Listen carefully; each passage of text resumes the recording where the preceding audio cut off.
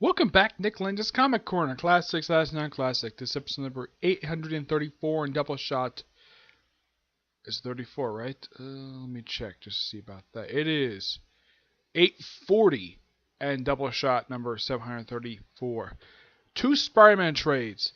And this is from a series that, well, this is kind of how Brian Michael Bendis started his era at Marvel. Though this is a bit later on in his era, like about 5 years into his era. Well, pretty much close to it. This is Ultimate Spider-Man Ultimate Collection Volume 6, collecting issues 60 to 71, written by Brian Michael Bendis, artwork by Mark Bagley. Yeah, I should point out though, this is basically part of a record-breaking run.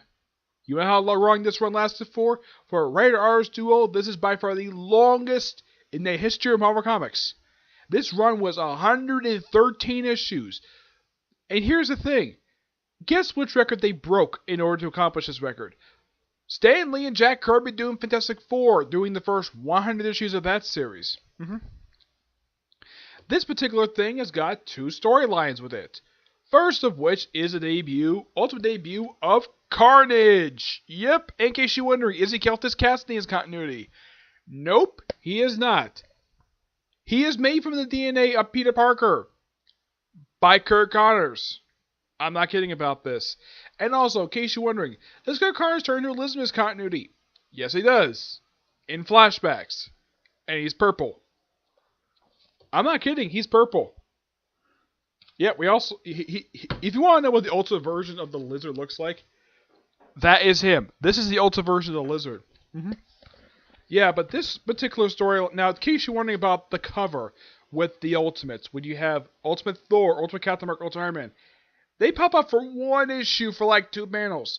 I have no idea why that Marvel did this for. Yeah, they hype up the Ultimates, pop up in here, and they're only here for about a couple issues. Yeah, this storyline's not only a debut of Carnage, but also Ben Reilly, Boomerang, and Gladiator. Yes, a Daredevil villain pops up in here. Yep, Gladiator. He pops up here for a couple issues. They even have Jeannie Wolf show up in here. This is not technically her first appearance in the Ultimate Universe, but she shows up in here. Yeah, and what does Carnage do? Kills 7 people, including Gwen Stacy. Yep, he kills Gwen Stacy.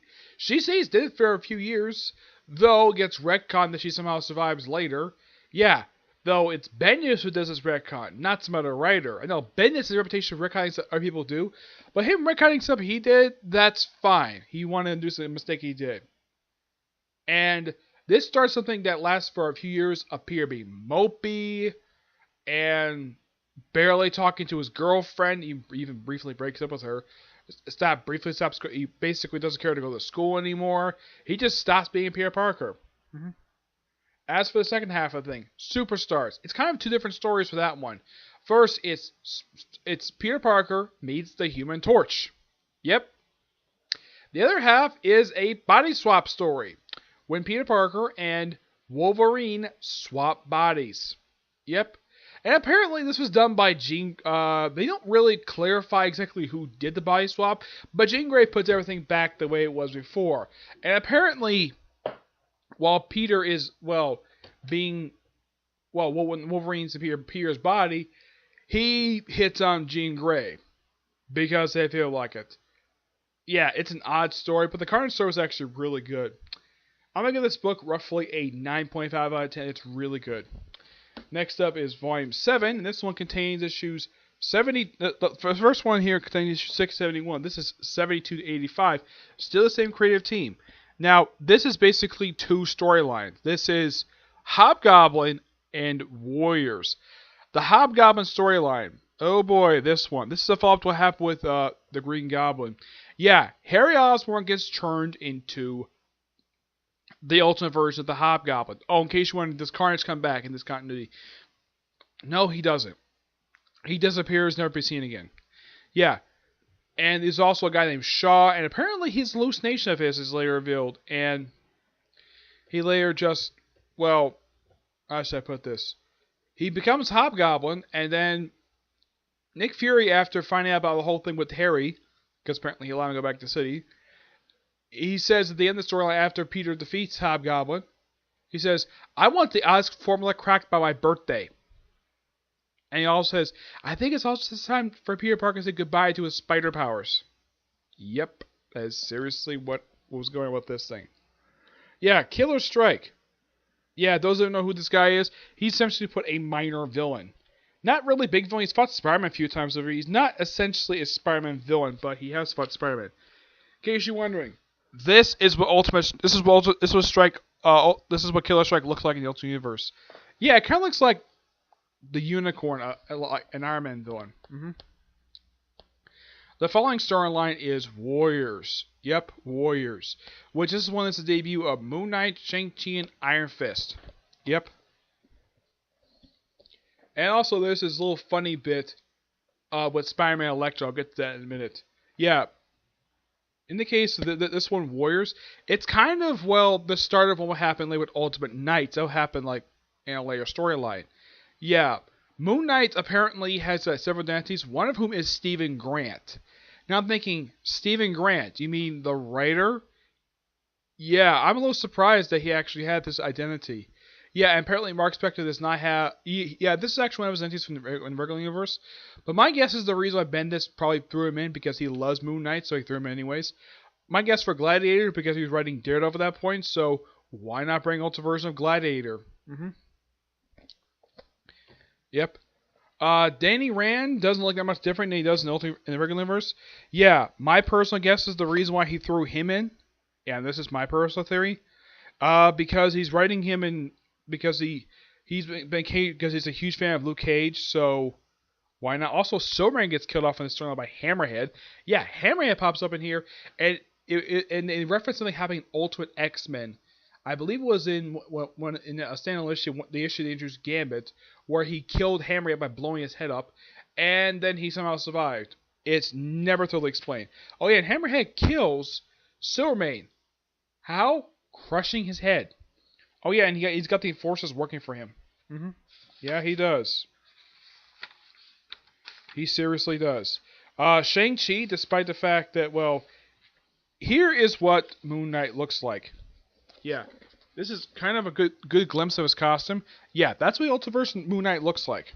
Yeah, he also develops an alternate identity of... Here's a full look at his costume. Yeah, I gotta hand it to Mark Bagley. It's a really good homage to his regular costume. Yep, it is. Oh, here's the funny moment with Elektra, where he's in an elevator with her, and apparently he's asking, like, what's her name? And it's like, she says, stop staring at them. What? No, I was...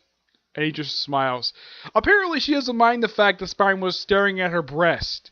Yeah, I'm not kidding. That's seriously what he does in this panel. He's staring at her breast. I have no idea why, but yeah. Oh yeah, and I should point out, Elektra in this universe is a villain. Yeah, I have no idea what Bendis did this for, but okay. Here's what Shang-Chi and Danny Rand look like in the Ultimate Universe. Here's what they look like in this cover. Yeah, that's what they look like.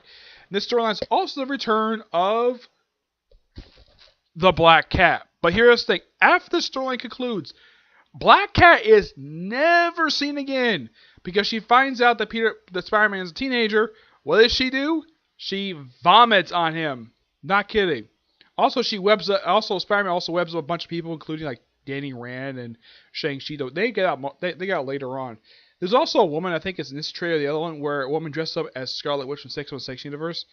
Oh yeah, she's not crazy, not crazy. It's one of those reoccurring things. People will just have a little nod to what goes on in the regular universe. Yeah, and also, let me look up here. I think there's one particular storyline here. Let's see, is this one? No, it's the last one where you have Bendis pop up it was in this tree pops up in. Yep. Yeah, Black Cat, like I said, after this never appears again in the Ultimate Universe because after she threw up on Spider-Man, she never saw him again. Nope, never did. And of course, the end of it sets up the debut of Ultimate Silver Sable. Well, it says next Silver Sable. And of course, May finds out about Peter skipping school again. He's been frequently doing that since Gwen Stacy's death. And she says, if we speak about this again, I'm kicking you out of this house. Yeah, and also they have moved because, well, 2 people died at her old house. First was Ben Parker, and then it's Gwen Stacy. But this is still good. No, I don't. My guess is when say people reading at this point, they probably didn't like the direction that Bendis was going with Peter. Not with Spider-Man himself, but with Peter Parker, where he's just skipping school just because he feels like it. And also Liz Allen, where she apparently has developed an attraction to Johnny Storm, even in the regular verse. As far as I know, the regular verse, Liz Allen and Human Torch have never met. They know it. Liz Allen does know of the Human Torch by reputation, but she's never met the guy. Nope, never have. But this is, of course, really good. I'm going to give this book a 9.5 out of 10. It's really good. Alright, so that's it for this episode. Stay tuned for the next episode. I have a Spider-Man trade and an X-Men trade to hook the next episode, okay? But see you next review. Bye.